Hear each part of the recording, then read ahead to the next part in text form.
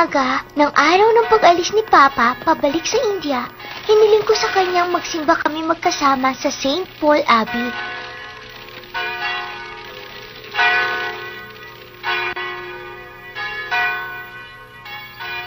Kukunti na ang oras na makakasama ko si Papa. Kausap ako ng kausap sa kanya para maitago ko lang ang matindi kong lungkot sa pag-alis niya. At tapos, Papa, nagdasal ako kay Mama sa langit na sana makita ko na agad si Emily.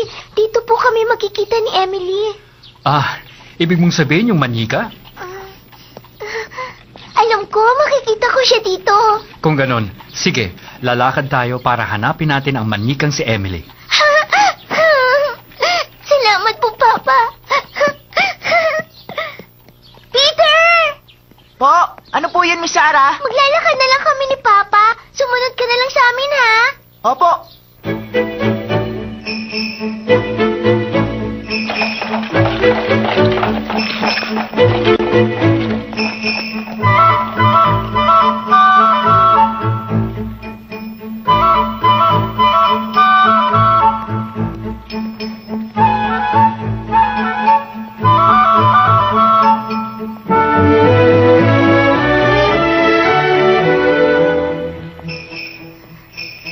Papa, maliit na bata lang si Emily at mukhang buhay na buhay.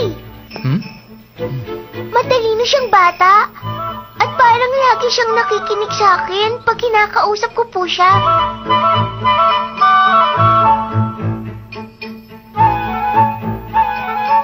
Alam niyo, Papa, ang mga ordinaryong manika, hindi po sila nakakarinig.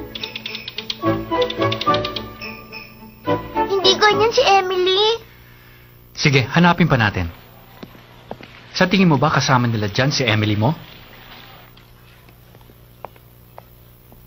Papa, si Emily ginto ang buhok na malambot at hanggang balikat niya. May sombrero siyang maganda na puno ng mga bulaklak. Kulay asul ang mga mata niya na laging nakatingin sa akin na parang nananaginip.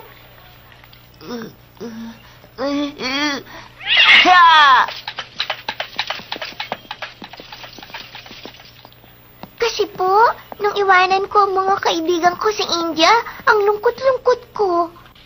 Kasi po, lahat sila kaibigan ko habang buhay. At gusto ko pong makasama at maging kaibigan habang buhay si Emily. Alam ko pong siyang magiging matalik kong kaibigan dito. Ganun pala.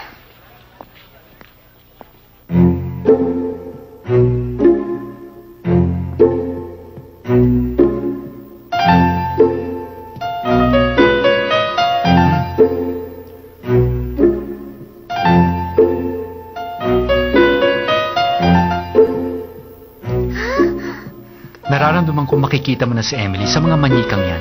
Magaganda po silang lahat, Papa. Kaya lang po, iba si Emily.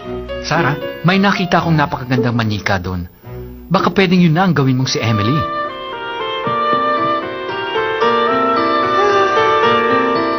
Papa, medyo nakabuka mga labi ni Emily na para bang magsasalita siya. Hindi po yan si Emily ko eh.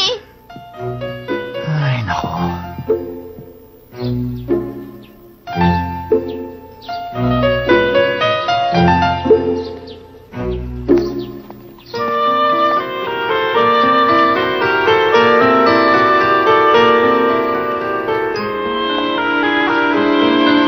Sarah? Tignan mo, oh. Ayun si Emily mo. Ay, Papa, hindi niyo talaga naiintindihan ang mga sinabi ko. Hindi po yan si Emily, Papa. Sa tingin ko, yun na si Emily. Kamukha ng sinabi mo. Papa, ibang buhok nun. Mahaba hanggang likod. At ibang kulay ng mga mata nun. Saan ba natin makikita si Emily? HD encode by Carlolo 16. O, Jump! Kainin mo! Ano na ba ang gagawin natin, Sarah? Kanina pa tayo naghahanap at konti na lang ang oras ko. Sandali na lang po. Sigurado ako nandito si Emily sa London. Dahil nangako po siya sa akin na hihintayin niya ako dito. Pangako? Opo. Kasi po, Kasi po nung magpasya kayo na maghiwalay tayo at dito ako mag-aaral sa London, sa puso ko, nangako ako kay Emily na dito kami magkikita. Si Emily nangako din sa akin na hihintayin ako. Kaya, kailangang mahanap ko si Emily at makikita ko siya.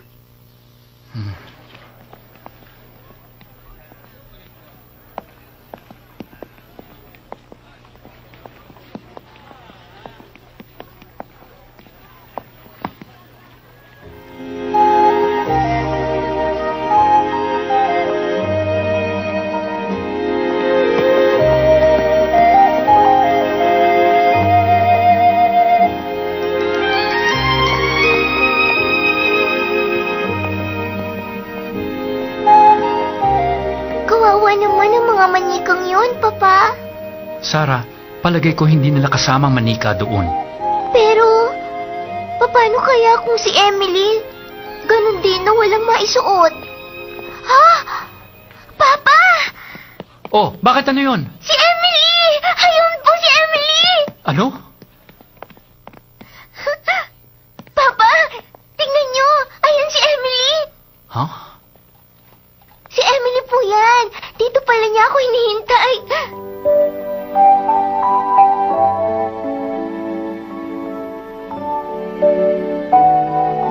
Nang mapatingin ako sa kanya, alam ko na agad na siya si Emily. Tingnan niyo po, nakatingin siya sa akin. Kilala din ako ni Emily.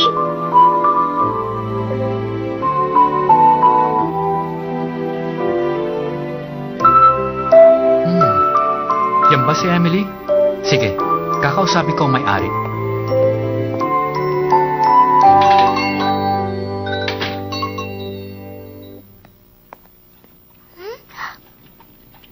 Nakakayaho sa inyo pero ito po ay isang tindahan ng mga barong pangbabae. Ang manyikang yan ay ginagawa lang naming modelo ng mga ginagawa naming mga damit. Alam ko po na hindi niyo yun pinagbibili. Pero, ang anak ko pong yun, gustong-gustong maangkin ang manika. Nakikiusap ako. Babayaran ko ang manikang yun kahit magkano sa inyo. Hindi ba kayo makaintindi? Kahit na magkano pa, wala akong balak na ipagbili sa inyo yan. Kaya kung maaari lamang po ay umalis na kayo dito ngayon.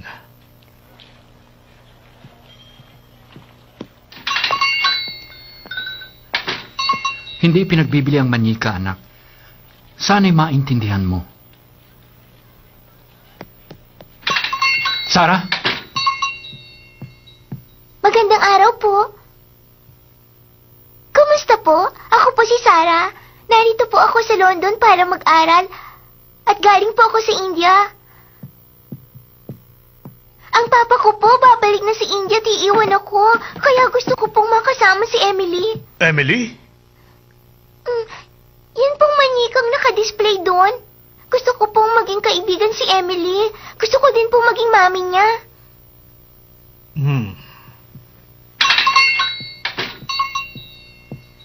May ipinangalan na pala ang bata sa manyika.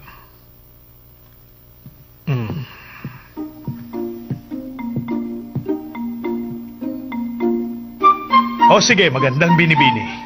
Dahil gustong gusto mo siya, wala na akong magagawa kundi ang ibigay siya sa'yo. Ayoko sana siyang ipamigay. Nakita ko lang sa mga mata mo na talagang maaalagaan mo siyang mabuti. Ang manyikang Pranses na ito ang pinakamagandang naiwan ng mga aliman dito. Wala na yang kapareha.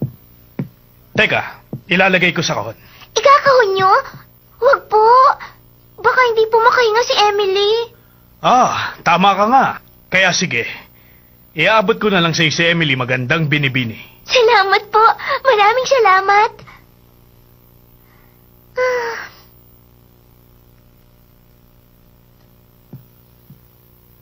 Naku, baka po ginawin si Emily.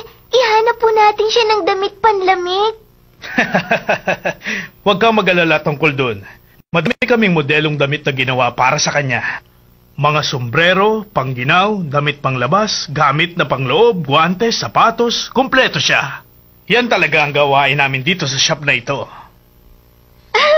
Ganun pala? Mister. Bayaran ko kung ano man ang damit naming makukuha sa tindahan ninyo. Maraming salamat. Tatanggapin ko po yun ng malugod.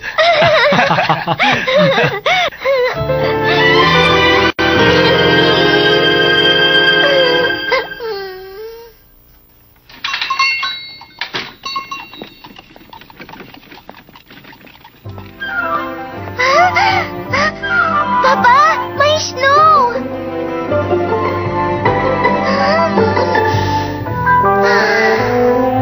Ngayon ka lang nakakita ng snow, hindi ba? Opo, Papa! Tingnan mo, Emily! Nag-snow! Ito ang snow! Pack Boy Anime.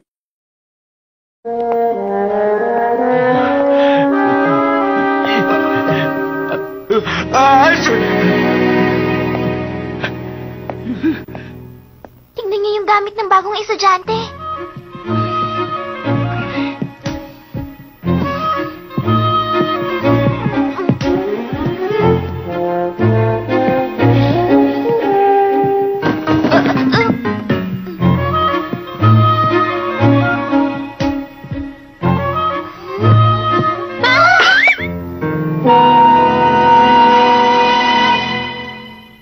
Nakakahiya kayo. Ang usyoso ay hindi gawain ng mabuting babae. Opo.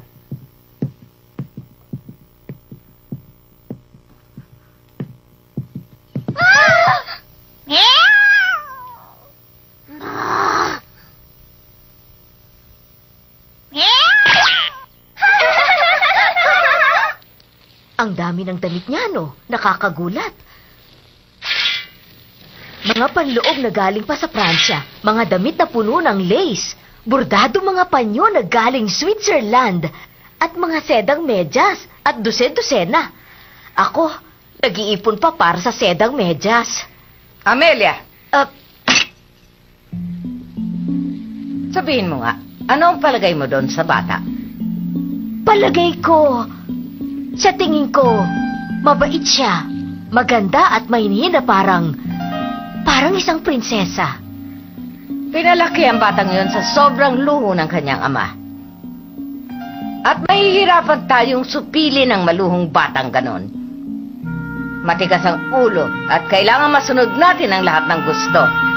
Dahil kulang sa turo ng magulang, hindi siya nababagay dito sa ating paaralan. Pero natutuwa akong pumasok siya dito sa ating dormitoryo. Alam mo na naman na kailangan natin ang pera niya sa pagpapalakad nito. Amelia, sa una, espesyal ang trato natin sa kanya. Sinabi nga ni Attorney Barrow sa atin, laki siya sa luho at pinakamamahal ng kanyang ama. At kapag isinulat niya sa kanyang ama na hindi niya gusto ang palakad natin dito, tiyak na ililipat siya nito sa ibang paaralan, Amelia. Hindi natin pababayaan gawin nila yon. At alam mo kung bakit, Amelia? Opo, alam ko, Rektora. Dumating na sila. Pakitaan ng maganda. Opo, gagawin ko po yun.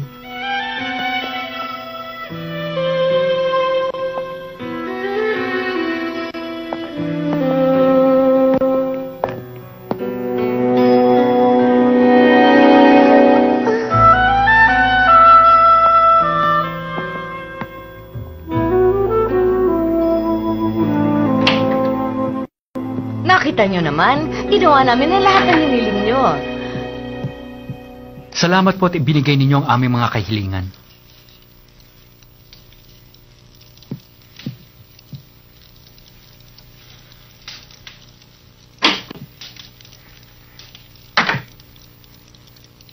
Sa dami po ng mga damit ni Miss Sarah, ang iba po ay naiwan na sa dating lalagyan, Mr. Crew. Salamat sa inyo. Miss Minchin, maaari po bang maiwan na muna ninyo kaming dalawa? May pag-uusapan lamang po kami ng aking anak.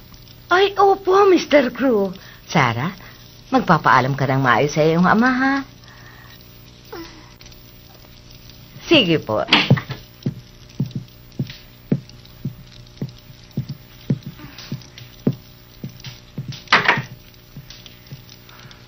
Sarah, maupo ka doon. Opo.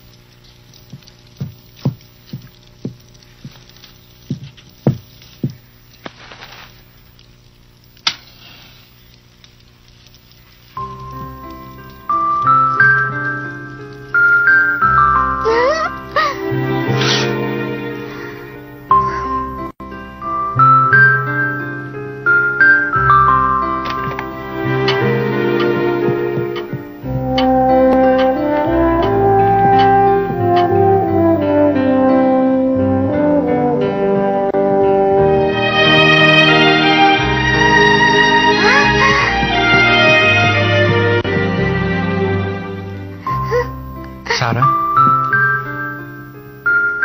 May gusto ka bang sabihin sa akin bago ko umalis, anak?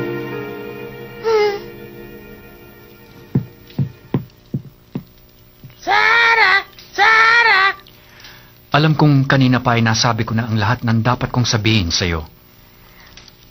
Opo, pangako. Susulat po ako sa inyo ng linggo-linggo. Oh? Tungkol po sa eskwela, sa mga bago kong kaibigan at syempre po, tungkol din kay Emily. Ako rin. Susulatan kita palagi at ikikwento ko ang nangyayari sa India at trabaho ko. Sarah, tibayin mo ang loob mo, anak.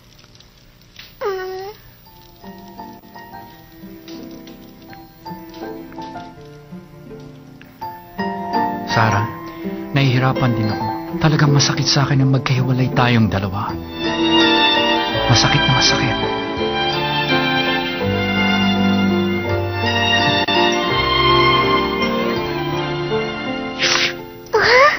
Natatandaan mo yan, di ba? Ang litrato nating kuha sa Kashmir nung malakas pa ang iyong mama.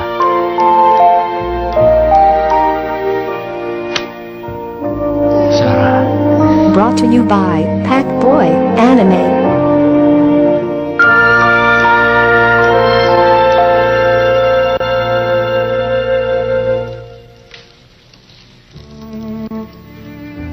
Anak, kailangan ko nang umalis.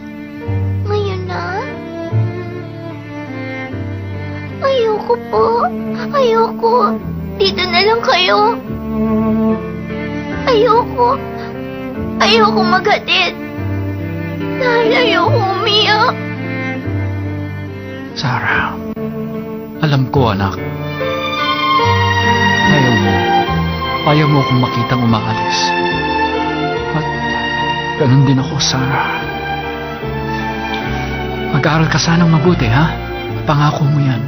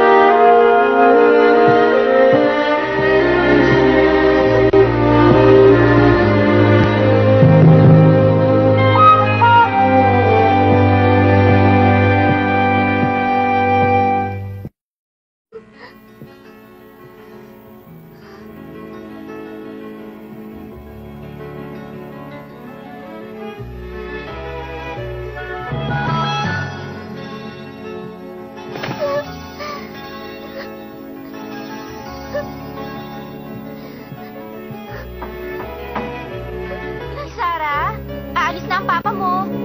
Gusto ng rektora na ihatid mo siya. Miss Sarah? Miss Sarah?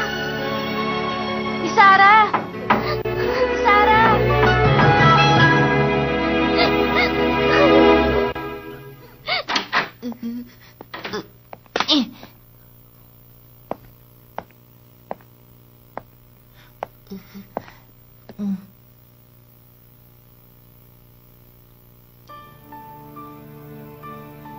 Sarah.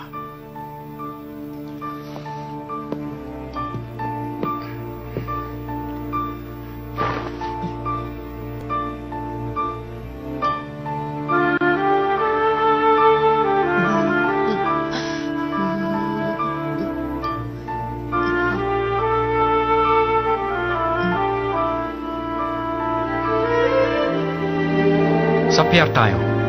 Opo, Master. Yeah!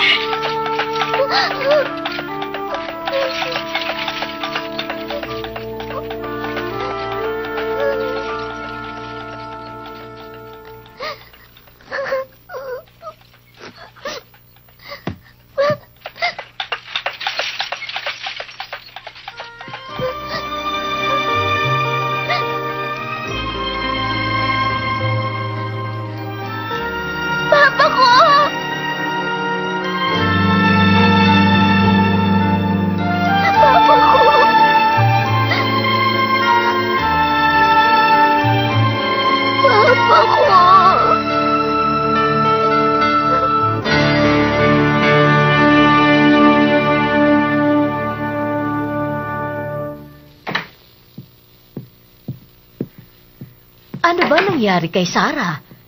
Hindi niya inihatid sa pinto ang papa niya. Sabi ni Maria tawag daw siya ng tawag pero hindi sumasagot at wala siyang narinig na iyak. Mabuti na nga ang ginawa niya. Ha? Kaya ba siya inaasahan ko? Ang maluluhong batang gano'n ay mag-iiyak at magsisisigaw.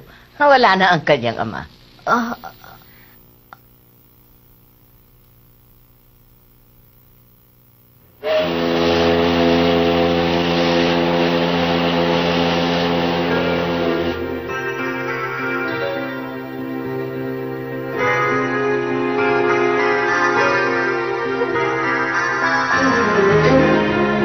Papa, umiyak ako.